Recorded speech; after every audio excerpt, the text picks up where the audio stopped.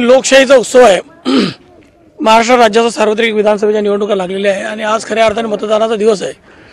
मतदार राजाच्या ह्या मतदानाच्या माध्यमातून महाराष्ट्र राज्याची नवीन पुनर्स्थापना होणार आहे आणि हा मतदार राजाचा कौल कोणाला असेल अशा पद्धतीमध्ये महाराष्ट्राचं हे चित्र आज समोर जातो आहे।